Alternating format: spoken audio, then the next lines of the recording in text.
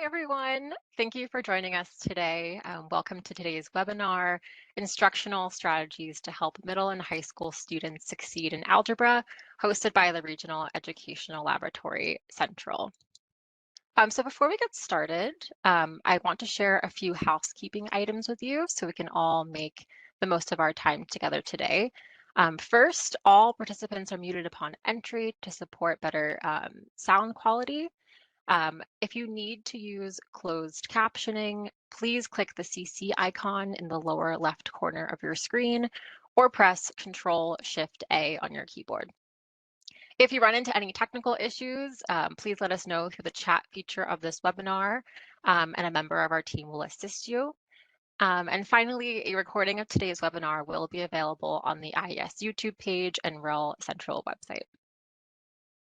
Now to introduce you to the team, my name is Jasmine Ford and I'm a researcher with the REL Central. I'm joined by Riley Stone, a fellow researcher with the REL Central, and will be your hosts today. REL Central is one of 10 regional educational labs funded by the Institute of Education Sciences, or IES. We partner with organizations across Colorado, Kansas, Missouri, Nebraska, North and South Dakota, Standing Rock Reservation, and Wyoming to use data, research, and evidence to inform policy and practice decisions. Today, we're going to dive into the toolkit to support evidence-based algebra instruction in middle and high school. We'll hear a bit about the research that informed this toolkit, get an inside look at the toolkit itself, and then turn to a panel discussion to delve into how the toolkit was developed and can be used. To help us get through this packed agenda, I'm pleased to share that we're joined today by John Starr, professor and faculty co-chair at the Harvard Graduate School of Education. John was part of the original panel that drafted the practice guide the toolkit we're covering today is based on. And he also participated in the 10 design working groups we conducted to make the toolkit. We also have Josh Males with us today.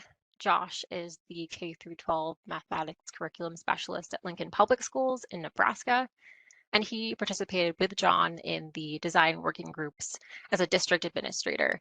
He brought in interested educators from across the district to join those working groups too. And finally, we're joined by Marty Rover, a district math coach with the Delta County Joint District number 50 in Colorado.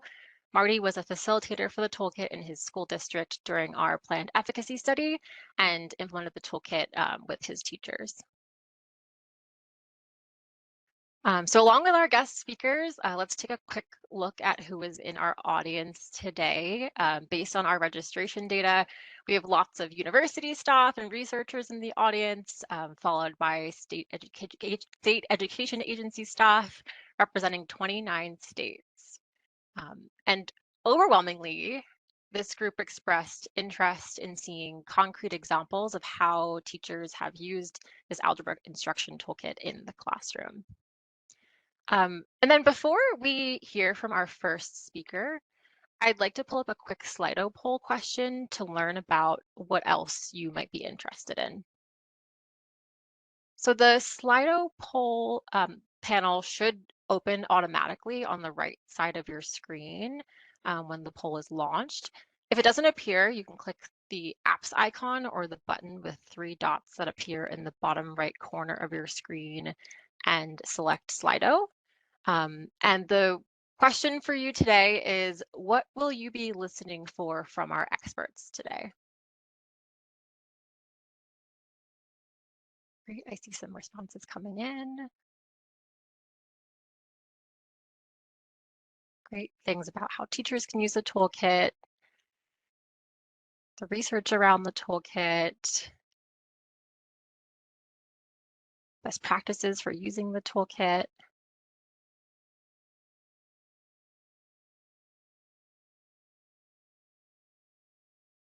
Great things about how coaches in schools can support teachers to use this toolkit, applications for district and school coherence, hurdles about using the toolkit in practice.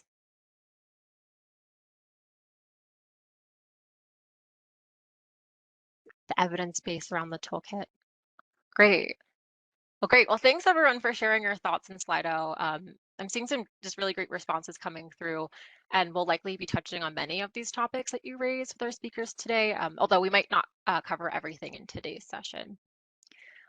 So now that we know who's here and what we want to talk about today, let's get started. I'm pleased to turn the mic over to John Starr to kick us off with an introduction to the research behind the toolkit. John? Great, thanks. And hello, everyone. So I'm going to give just the briefest introduction to the practice guide itself before we get into the toolkit. Uh, and so next slide, please. So the practice guide that is produced by the What Works Clearinghouse, it's one of many different publications like this from the Institute for Education Sciences, or IES, and the What Works Clearinghouse, WWC, that are designed to give educators specific recommendations for classroom practices that are shown to support student learning. The recommendations that come in these practice guides are based on reviews of research, in addition to the experiences of practitioners, as well as panels of nationally recognized experts. Next slide, please. One important thing to know about these practice guides is that they include some information about the level of evidence for the recommendations that are proposed. And there are two different ways that the practice guide talks about level of evidence. One from the framework of what's called level of evidence from the What Works Clearinghouse, and a slightly different framework from the Every Student Succeeds Act, or ESSA. So for the What Works Clearinghouse levels of evidence, as you can see from this slide, there's evidence that's rated as strong, moderate, or minimal, whereas the ESSA tiers of evidence are numbered, with 1 being strong and 4 being the lowest, but still has evidence with rationale. So just to talk through these levels of evidence briefly, there's decisions made about level of evidence by looking at the study designs of the studies in support of the recommendations. And as you can see here, the What Works Clearinghouse has standards for what constitutes a well-designed and implemented study. And if they are able to determine the studies were done that met their standards without reservations, this could earn a higher tier. And that works its way down to other studies which didn't have these types of studies, but had a well-defined logic model, and that might earn the sort of minimal or tier 4 rationale. Similar decisions were made about the results of such studies, whether those results indicated significant positive outcomes, or whether there were not such significant positive outcomes to report. And this is also true about findings from related studies that were reviewed as well, decisions made about the methodology of those studies as well as the results of those studies. And finally, you can see that when we looked at the studies and the quality of evidence for those studies, we also paid attention to the number of participants as well as other methodological details in those studies. Finally, it's important to note that when we were looking at the evidence and the research that supported the practices that we were recommending, we and What Works Clearinghouse also considered whether the research and the research supporting a practice match the population and the setting in a given district. And that might be something that is important when schools or districts are evaluating the evidence in support of these as well, whether the studies included a similar population and setting to the school that you're in, or whether it was a different setting. So that might be some additional information that you might be taking into account when you're deciding to whether or not to implement these recommendations. So next slide. What were the recommendations, the practices that we indicated were supported in a way by evidence? And there were 3. So the first one talked about using solved problems to engage students in analyzing algebraic reasoning and strategies. And this was rated as a tier 4. The second was teaching students to utilize the structure of algebraic representations, also was rated as a tier 4. And the final one was teaching students to intentionally choose from alternative algebraic strategies when solving problems, and this was rated slightly higher as a tier 2. So these were the 3 evidence-based recommendations that are discussed at length in the practice guide and upon which the toolkit is structured around. So with this in mind, I'm going to turn it over to Riley, who's going to talk to us about the toolkit itself. Thanks so much, Sean. And thank you for helping us understand how these recommendations came to be. Before we move on, I just want to remind everybody that you can enter questions at the bottom bar. There's a Q&A function if you have any questions as we go through how the toolkit was developed and as we take a look through it. So while education research has generated compelling evidence about instructional approaches that improve students' algebra learning, translating those findings into consistent classroom practice can be a challenge. Time constraints, competing priorities, and uncertainty about how to operationalize research can all limit incorporating the recommendations into teachers' classrooms and day-to-day teaching practices. We developed this toolkit in close collaboration with Lincoln, Nebraska educators and administrators, including Josh, who you'll hear from in a bit, as well as subject matter experts, such as Sean himself. The co-development process took place over the course of an entire school year before we began finalizing the materials. The toolkit isn't meant to be a curriculum, and it can be used alongside any curriculum. It organizes implementation around 4 Plan, Do, Study, Act cycles, or PDSA cycles, which is a continuous improvement framework commonly used in education and other applied fields. Each of those PDSA cycles is aligned to one of the 4 learning modules in the online toolkit. Full implementation is designed to take place within 14 one-hour PLCs, or professional learning communities. And these PLCs provide a collaborative structure for teachers to plan instruction while examining common roadblocks, implement the strategies themselves, examine evidence using data tools that are included in the toolkit, and then reflect on those results together. The toolkit includes the facilitator guides, participant workbooks, data tools, and resources for school leaders to support the instructional change. That said, the toolkit can be used flexibly. It is an opportunity to bring teachers together from PLCs across schools, within a school, or could be used by an individual teacher.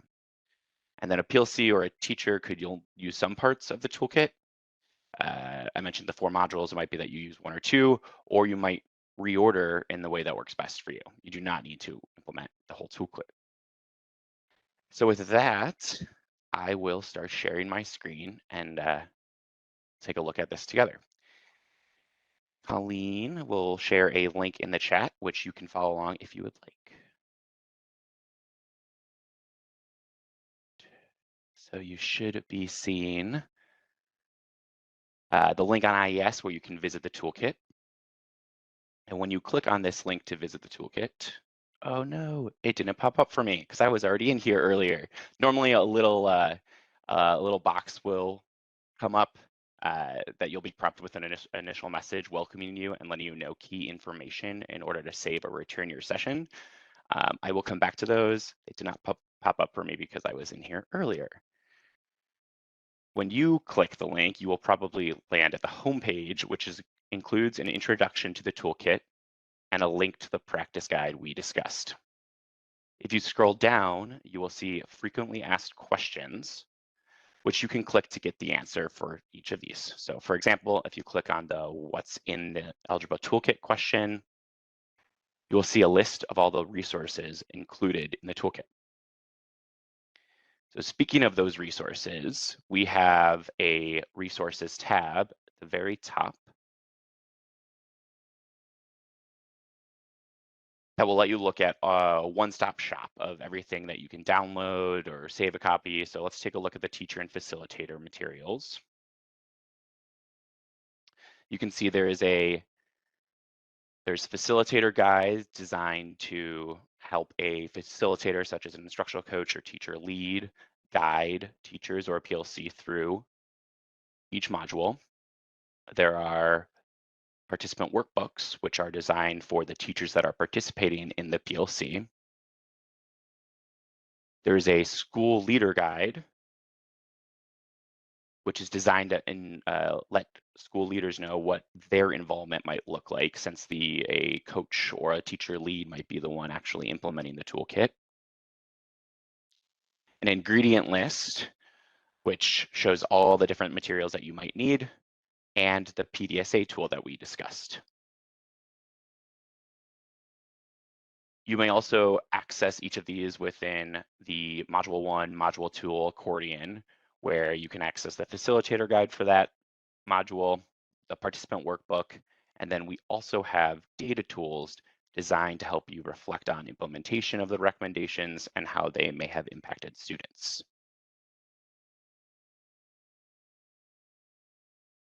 We also have a tab here for school leader supports that goes into a little bit more depth of what school leaders might be considering when they choose to implement this toolkit with teachers, what that commitment might take, suggested agendas and calendars, essentially all of the answers you might need while reflecting on whether or not to implement this toolkit.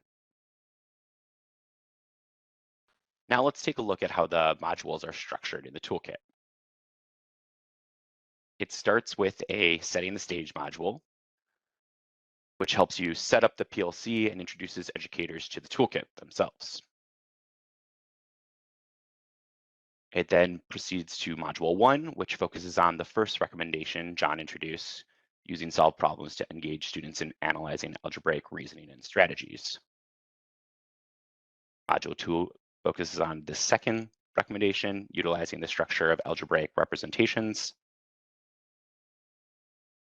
Module 3 focuses on choosing from multiple solution strategies. And we end with module 4, which helps educators come back together, reflect, discuss roadblocks, and what it might take to sustain use. Let's return to the setting the stage module.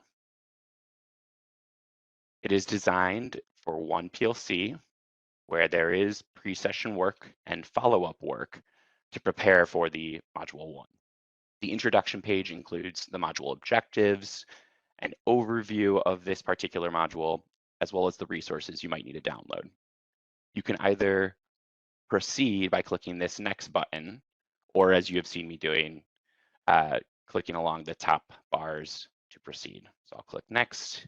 We move into the pre-session work, what you might do to get ready to attend that PLC, as well as specific resources. And then when you do attend this PLC, teachers would move on and see the objectives for that particular PLC, the agenda, etc. When you're ready, you can move on to the first module. Module 1 through 3, since it's all the recommendations, are structured similarly. They're designed to be implemented across 4 one-hour PLCs with pre-session and between session asynchronous work. Similarly to the setting the stage, the introduction includes the module objectives, an overview, a video of John explaining the recommendation, and a way to introduce you or educators to the content that will be within this module. For each module, as I mentioned, we'll be following a PDSA cycle, plan, study, do, act. During the first 2 PLCs, you'll be learning more about the recommendation and how to implement it in a classroom. For example, for module 1, these activities in the PLC, you'll be learning about the benefits of using correctly solved problems to engage students and the benefits of using incorrectly solved problems to engage students. During the third PLC, it asks teachers to prepare data tools that will help reflect on implementation and outcomes for students. So for example, we have an educator self-reflection tool, a visitation tool for other teachers in the PLC to come observe or visit the classroom, a student survey to understand students' perspective on these instructional strategies within the first recommendation, student knowledge assessment templates that provide you with some guided questions and rubrics to help understand if students are picking up on the instructional strategies, and then any other exit ticket, quiz, or other classroom data that teachers might use in their day-to-day. Between the third and fourth PLC for modules 1 through 3 is when teachers might implement the recommendation, try it out, and then collect data based on those data tools we just looked at. That's when they're actually doing the work.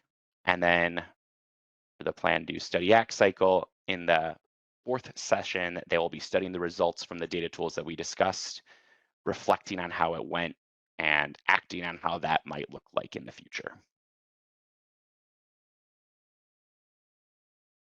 Along the way, you can return or save to a session by clicking the My Training button in the upper right portion of the toolkit, and you'll get a screen to have a unique pin. So when you come back, as I mentioned, there was a welcome screen. On that welcome screen, you can click a link that will let you put in that pin, and it will return you to exactly where you have been. So that was the walkthrough. We wanted to show you at a high level what you might access, how you might move about this toolkit. We definitely invite you to explore more. Now I will pull up another quick Slido poll. So again, the Slido poll should appear on the right side of your screen when we launch the poll. Otherwise, you can find it by clicking the app icon or button with the three dots in the bottom right corner of your screen. Through the poll, let us know which toolkit modules you think you would find most useful to integrate into your curriculum or classroom, knowing they're based around the recommendations.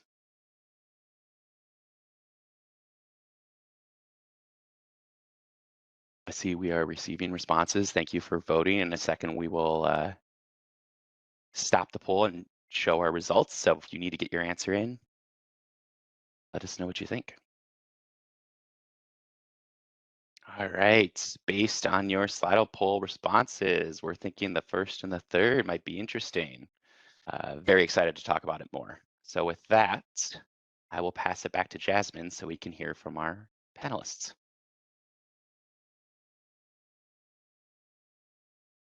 Thanks, Riley. So I am really excited to invite John Starr back to the conversation, and also welcome Josh Males and Marty Rover to join us for a conversation about the toolkit, how it was developed, and how it's being used. And also, as we lead this discussion, we've seen some questions come through already, which is great, but we also invite you to continue adding your questions into the chat box, and we'll get to those as we can.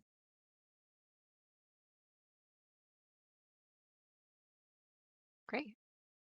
Josh, we can start with you. Hi, nice to see you. So teachers in your district participated in the development of the toolkit. How did the toolkit developers move from research findings in the practice guide to practical classroom-ready tools? Yeah, so we had, there's 10 sessions that we participated in as the working group. And we started out, the REL staff took us through some activities to really make sense of the recommendations in the first place, so that the teachers and the administrators that were part of this group just understood them better and really sort of got into some of those details. It was really nice having John be a part of that, because some questions came up that he could sort of clarify. Like, got into a debate about what this thing meant, and he was like, well, I wrote this, so let's talk about it a little bit, which was really helpful. And then as we got to understand it a little bit better, then we started talking through what could this look like? What would this process, how would it be useful for teachers in a school setting? And then in between these sessions that we had, the REL staff sort of put some meat and some organization to what we talked through and what our suggestions were. And then we would come back together and then see what that was presented and sort of give some feedback and make some adjustments, and just sort of continue through that process talking about what data would be useful and collect and all of those conversations happening over that time. That's great. And can you speak a little bit more about the kinds of roles that teachers specifically played in the toolkit's development? And then maybe share an example of, how their input directly helped shape the toolkit? Yeah. So there were on this working group, there were 3 people currently in the classroom. 2 of them were from Lincoln, and one of them was actually from a rural district in Nebraska. And so that was nice to have that. And then we had 2 assistant principals from Lincoln that had been former math teachers, and then myself. We had a university professor as well from UNL that was a part of this. And some of the things that the teachers were really bringing to the table was what's going to be realistic to do after school when we get together and do this, and sort of have those conversations of like, that's going to be too much. We need to cut that down. We need more time to do that. Like, it can't be crunched into one session. We need to break it up a little bit more. It was really nice having both those administrators there, but also having a teacher that she's the only math teacher in her building. And so we also really gave spent some time talking through what does it mean for, one of the big high schools in Lincoln might have 10 people teaching algebra that can get together and do this. But then in a rural district, it might be that they need to get on Zoom or WebEx with, 3 or 4 teachers from around the state to have these conversations. So what does that look like? Several of them shared that their appraising administrator was actually a former English teacher who's now trying to facilitate these conversations. So talking through what needs to be in the resources for someone like Marty, who's a math coach coming in to facilitate this, versus a former English teacher who's now the assistant principal that is leading an algebra PLC when they haven't spent time as an algebra teacher, so that they would feel comfortable and feel knowledgeable enough to be in that space, so that the teachers were able to bring some of those ideas in and really get us to adjust and make some tweaks that made it feel a little bit more realistic for them. Yeah, that's great. It's exciting to hear too how you captured some of those direct teacher feedback and to make and create the toolkit. Is there anything that surprised you about how teachers engaged in the development process? So one that it was a very happy surprise, I guess, was is that we were diving into and making sense of these recommendations ourselves through this, recognizing practices that they were doing already, that tweaking it a little bit became a much more powerful experience for students. And so sort of diving into those recommendations and going, well, I sort of do that, but I could tweak it to this other thing that actually makes it a little bit more meaningful for students in class.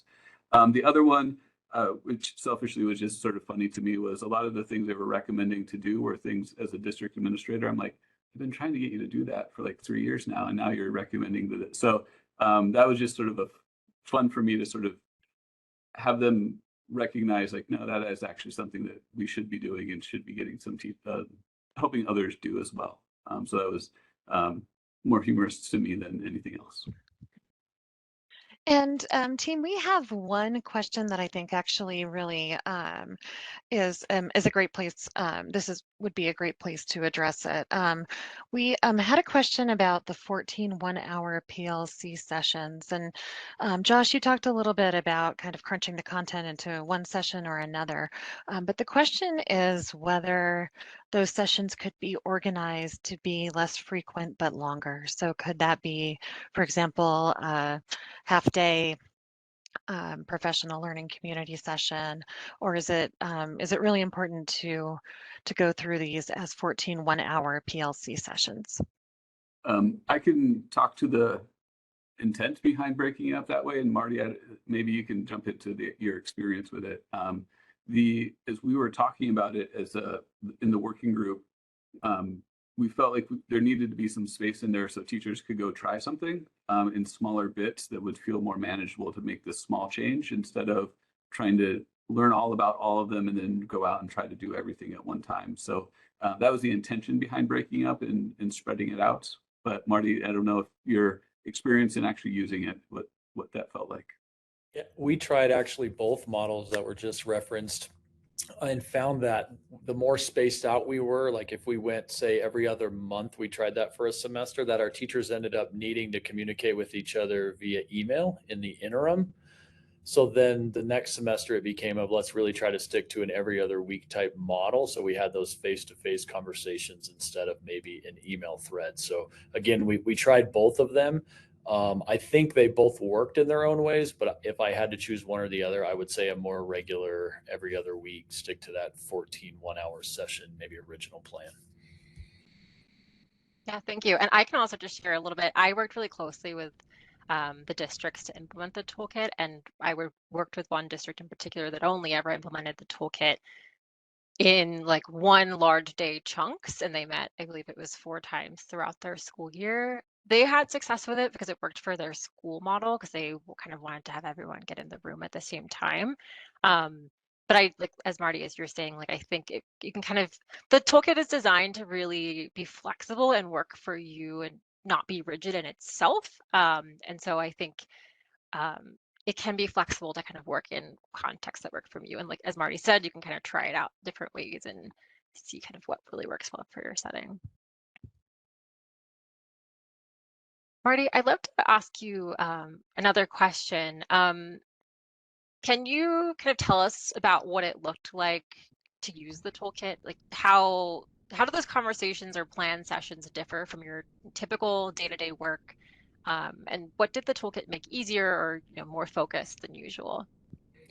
Sure. I'll start with our structure. So we implemented the toolkit last year, the 24-25 school year, and we did it district wide. So we had 5 to 8 middle school and high school math teachers, all that were teaching Algebra 1, obviously. Our district spread out about over 40-ish miles. The schools are apart. So we got together virtually. We do have some schools where there are multiple Algebra 1 teachers, but we have 3 or 4 schools where there's one Algebra 1 teacher. So that did allow us to bring teachers together. So that's different. Our PLC traditionally is all site-based. So that allowed teachers to collaborate with other Algebra 1 teachers where they had never had the opportunity to do that. So that's one big difference. We do have a culture of PLCs being strong at our building level. However, I would say this toolkit allowed us to be a little bit more focused on the plan and act stages. We kind of have always been good at knowing what we want students to know, assessing if they know it, and then talking about it, but doing something different as a result of the data has not always been a strength. So again, that act phase that we make a plan and then implement it, whether it be directly related to one of the 3 strategies or some other strategy, it really challenged our teachers to make sure that we were doing something different as opposed to just analyzing and discussing data. Yeah, that's great. And as we've kind of been talking about, like the toolkit includes, modules, there's educator workbooks, there's facilitator guides, videos, there's data tools. How did all these resources fit into, planning what you were already doing? And I'm also curious, which specific components maybe did your teachers draw to use, or did they adapt to use with their students? Sure. Our initial hesitation was we're just so trained that everything is a program or a purchase. This truly is just a list of strategies or a group of strategies that can be implemented with any curriculum. So that part excited us initially. Some topics some of the strategies lend themselves to certain topics. For example, using solved problems or worked examples with solving equations makes sense. Multiple strategies with solving systems of equations, lends itself to students explaining why they chose a certain method, a topic that has a variety of ways to go about. So those are maybe not as specific as you're looking for, but that's what comes to mind when we think about as far as what elements of the toolkit that we used. Yeah. And I'm curious to know, did your teachers notice any changes in student engagement or understanding or problem solving after using ideas or materials from the toolkit, even if they were just, early or informal observations? Yeah, somewhat anecdotally. But yeah, what I just referenced as far as we asked students to justify or explain why they chose the method they did for solving a systems of equations. So that strategy was used in the teaching side, but it also became a component of our assessments, which was cool. So that's one adjustment, not only on the instruction side, but then it turned into, if I'm teaching this way, then let's ask students, when we assess them, let's ask them similar questions to how we did that. So the students, I think, became more engaged and more effortful when they understood that if they got the right answer or not wasn't necessarily the intent of the question, but could they justify or explain where they got stuck or why they chose the method that they did. So that part was cool to see. And then just the affirmation for our teachers, a lot of them were implementing some of these, whether it be worked examples or problems that were correct and incorrect. But this toolkit just gave them the affirmation and maybe the permission to do it on a more frequent, almost daily basis, to where then our PLC's part of the PDSA was, okay, how does strategy 1 fit in this unit, whether it be this week or this assessment? How does strategy 2 fit with this topic? So it was cool to see them realize they had been doing some of this, but this toolkit gave them a little bit more structure through the PLC process to have those conversations. And it became more predictable. I would add that as well. The PLC process, they knew what to expect because they could look ahead in the toolkit and see where they were and where they were headed. That's great. I think we have a question that came in from one of our participants that I think would be for Marty. Marty, that question was, did you have any teachers who only used one module or strategy rather than using, all of the modules through that PLC? Yes, I think module 1 became the most popular, partially because it was the first strategy, maybe by default. And also, I think they learned that was coming up with worked examples was easier to implement, if you will. That's probably the wrong term, but whether it be creating their own worked examples or using AI to create worked examples. So I would say yes. I think 1 and 3 were referenced in the last poll. I would agree with those. I think we had the most traction with those two modules, those two strategies.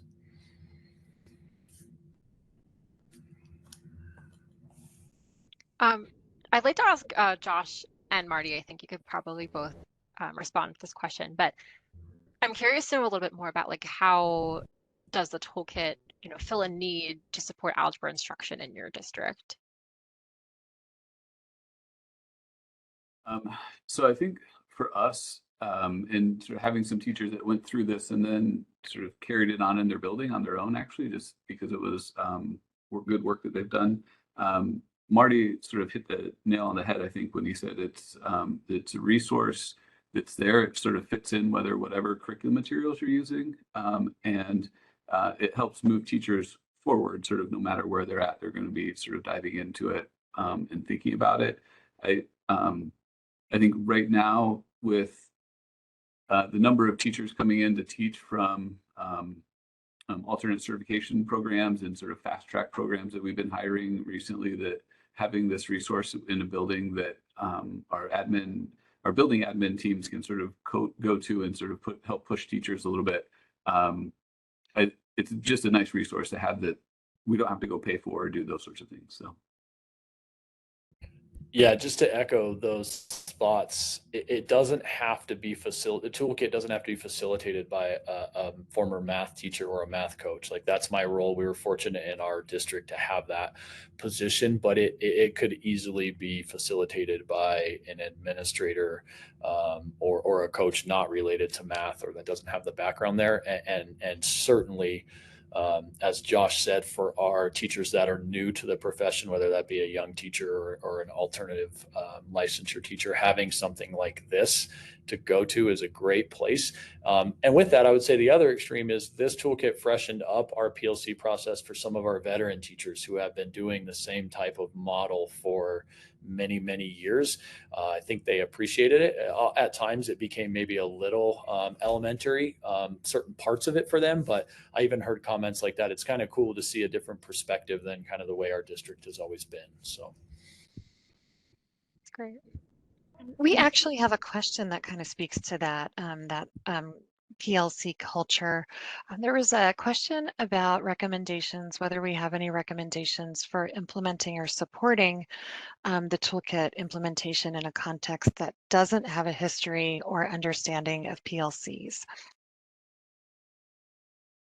Is the I guess I'll interpret that question as how do we help get that process started if we haven't been doing PLCs in the past? And I think for me that starts with having some conversations about or creating this culture that we want to get better. And so in order to get better, we want to collaborate and work together and work through those things, which I think this process really helps at. And probably spending some time having some conversations about that plan, do, study, act process, and that it's very much grounded in improvement science, and that you don't want to go through an entire school year and then go, okay, so next year I want to do this thing differently. That's one of the things that I really like about these recommendations is you can do it in the first chapter, see the results, make some tweaks to how you're using it in the second chapter, and then you can see that improvement within that school year, within that quarter. Those are things that I think are really important and that can be a part of this process that I think can be part of the conversations as you're getting ready to do, like sort of dive into this PLC process if you haven't done it before. And I would add to that, this is the perfect type of model to use if you're at ground zero, if you're at stage one of the PLC process. I really believe that it provides a structure to that. I would also touch on creating that culture that every professional, every teacher, no matter their years of experience, has something to offer. They can get better from their colleagues and they can make their colleagues better. So establishing that culture is probably the first step, but then a resource like this, I know this is specific to one subject or one class, but this is a good jumping off point that could probably be replicated with multiple subjects, contents. The only other thing I'll layer on is that the setting the stage module that I showed towards the beginning really is designed to help you build that culture of PLCs, establish norms, explain why they're useful. So if you haven't had a culture of PLCs in the past, that might be the module that really helps you kickstart that. Oh, thanks. And thanks, Riley, for adding that. So John, I'd love to turn to you. You've just heard, Josh and Marty talking about how the toolkit is being used to meet district and classroom needs. I'm curious, now that you've heard from Josh and Marty about the roles that teachers played in developing the toolkit and also how they're using it, what's your perspective as a researcher for ways to continue to move use of the toolkit and practice guide forward in other districts? Yeah. Well, I'm happy to speak to that. So one thing that occurred to me is that I know that we, the authors of the practice guide, worked really hard on these recommendations to try to make them as clear as possible. And similarly, in the accompanying toolkit and the activities and the resources in the toolkit, we worked hard to make them clear. But there's no denying that there's inevitable nuance in these recommendations and ways that teachers need to think about the messages beneath the words of the recommendation. So we talk a lot about mathematical structure, for example. So what exactly does that mean in the context of algebra? And we give examples in the practice guide, but there's still something there that requires some talking about in to wrestle with the nuance, or what types of mathematical language make connections to mathematical structure, or what are some well-designed worked examples or solved problems? What does that even look like? And how can we teach in ways that get students to engage with multiple strategies for algebra learning? So these are all big challenges, and the toolkit includes some great resources that help educators wrestle with these challenges. But you can't avoid the necessity of getting teachers together, talking, working together, reading together, debating, trying out these recommendations. That's still necessary. So there'll be questions undoubtedly about many aspects about these recommendations as well as how districts might respond to help teachers implement them. Um, and what I found interesting is that these conversations around this guide will continue to evolve and, in fact, can inform future research as well. So, as a researcher, I'm always interested in what comes out of these conversations, the ways that teachers make meaning from some of these nuanced issues. So, I'd encourage anyone who's going to be working through the toolkit to realize that you're essentially entering into a longer term conversation about improving teaching and learning of algebra just by trying to make sense of some of this nuance here. And that's exciting and that's a good thing. So I'm interested to kind of follow this as it continues to move forward. Yeah, and John, is there anything that, surprises you about how Marty and his teachers were implementing the toolkit that you might not have expected when you originally created the guide? Yeah, there are several things I found and continue to find really interesting. I know, for example, that sometimes challenges arise from the ways that these recommendations push teachers to think a lot about the math in algebra. What are the big ideas in algebra? What are we after? And there's really no avoiding that to deeply engage in the math here. And so I was sort of hearing that challenge and excited that that challenge existed because I think that's important. Also, I was really interested in, I believe Marty was talking about the ways in which the recommendations that are in the practice guide, they may potentially reinforce messages that have already been sent. And Josh was talking about this too in the district, maybe using different languages, but maybe they align quite well with other things the district has been talking about. But at the same time, they may go against other established practices or norms that are in place in the district as well. So I'm not sure that we sense that it could go either way in districts when we put together these recommendations, but that's interesting for me to hear. Um, and I also like the ways that we heard in today's session, the ways that the toolkit has pushed teachers toward action, moving beyond merely just talking about changing practices, but really moving into actions. And this is interesting in part because the practices themselves, they have some specificity, but they're not super specific. They leave room for interpretation and for modification and for meaning making and personalization by teachers. And I also note that the practices are not linked to any particular curriculum or any particular teaching philosophy. They're intended to be adaptable so that teachers will need to figure out very specifically what these look like in your own classrooms and in your own practice. So these challenges are not all completely unexpected, but they're all things I find interesting and very real, and perhaps part of any instructional improvement effort, such as what we're hoping for here. Um, and that's interesting and refreshing to hear about. That's great. So I'd like to take some time now and answer any questions that we've got from the audience. And as a reminder, if you have any questions, please enter them in the chat box and we'll try and get to what we can. Thanks, Jasmine. We actually had a couple of questions about how the toolkit can be used to support students who have learning disabilities or math challenges. So I wonder if, actually, I think all three of our panelists could potentially speak to that one. John, you could maybe speak to this a little bit, but I don't think any of these are, any of the recommendations are explicitly for or not for students with IEPs or students who have some gaps in their learning experiences, but they're all things that will be very strong and very helpful for students in those situations to experience as students and have teachers be very explicit about. I mean, all of these are examples of very explicit instructional strategies that would be great for teachers to use in any setting and sort of bringing those out. So Jump in. Thanks, Josh.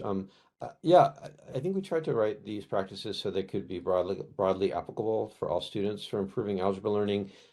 It makes me think back to what I said a moment ago about the ways in which conversations around these practices are, in some cases, going to align with prior conversations and beliefs in schools, and in other cases, highlight some tensions. And so, for example, I'll point to one of the recommendations, which is the third one about teaching students to choose from alternative algebraic strategies when solving problems and generally to be thinking about using multiple strategies.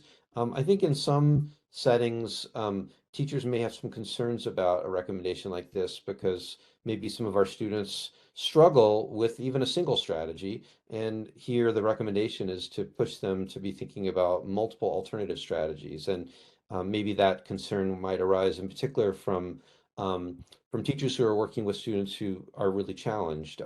And what we talk about in the practice guide here is that in the research on this particular issue, there is some evidence that even for those students who struggle, who may be having a hard time learning a single strategy, this might be especially important. That it opens the window to them thinking more broadly about how we're solving algebra problems. And it's not merely knowing, memorizing, using that one strategy that maybe the teacher is reinforcing, but encouraging them to make some more personal meaning of the process and come up with different strategies. Because as we know, math problems can be solved always with many different strategies. And that's an important part of learning math, is becoming flexible and influent with those strategies. I think we tried to think about the ways in which these recommendations could all be broadly applicable to all students, recognizing that what it looks like for different student groups might differ, but the general gist of each recommendation we do think applies to all. And honestly, having those conversations in the PLC going through this toolkit process would be fantastic to have your special education team and your general education team having those conversations together would be super powerful in a building. Completely agree with that. I would say a lot of times we run into elementary teachers who don't know the importance or simply don't know multiple ways to teach a subject. And what we found at the Algebra 1 level is that teachers do know the multiple ways to teach something. They just choose to only teach it one way. So those conversations in the PLCs show teachers the value in showing multiple ways, just to use John's example a little bit. So they do have the tools, they're just choosing not to use them. So, and we've seen this ripple down to our teachers that are teaching 9th grade and 8th grade. Now they're implementing these strategies in many more content areas than just Algebra 1. So it's been cool to see that come to fruition, which has helped all kids, struggling learners, advanced learners, and everything in between. I think that is actually a really nice segue into our next question, which is there a benefit to having pre-algebra or 7th grade math teachers go through the material to better prepare students for Algebra 1? That's a hard yes for me. Yeah, without a doubt. I mean, these are algebra recommendations, but from pre-algebra to advanced algebra or algebra 2, whatever you're calling that, they're all recommendations it's all algebra. Yeah, and I can add to, again, from my perspective of working with districts to implement this, we had many districts who also implemented this, not just in their high school settings, but in their middle school settings. I'll say pretty much every district was implementing it in both their middle school and high school settings with their pre-algebra classes as well.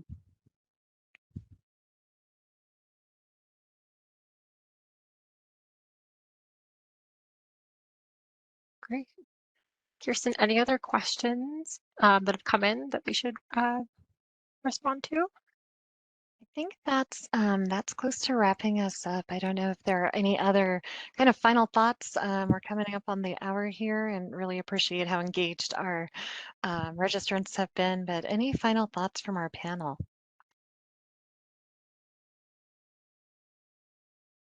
Yeah, and I will also just pose the question to all of you in, a couple of words.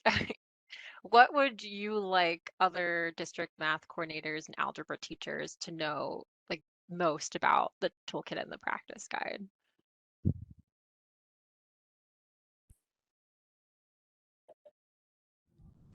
I think that the resources are there, and to like so many things in life, like sort of trust the process and get started with it, and just sort of go through it. And wherever you're at in the starting point, I think you'll see some gains and some improvement in the way teachers are engaging their students in classrooms. And at the end of the day, that's the important part. Yeah, and I would just add that we know the importance, the impact that success in Algebra 1 has. The research tells us, the firsthand knowledge tells us. So that's why we took the bait, if you will, to utilize the toolkit. And it's not, again, it's not a program. It's not something that's going to change. It's not the silver bullet. But yeah, trust the process, trust the playbook, run the plays, if you will, and the results might be slower than people hope, but that's the reality of where we are. So we can't. It's changed our Algebra 1 PLC for the better. And I'll just quickly add, I think we're all on the same page that algebra is super critical.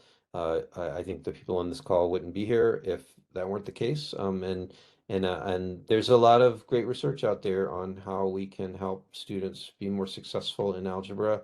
We've distilled together what we think are 3 really powerful recommendations here, and would love to see more teachers engage with them and think about generally helping kids be more successful in this really critical area of mathematics.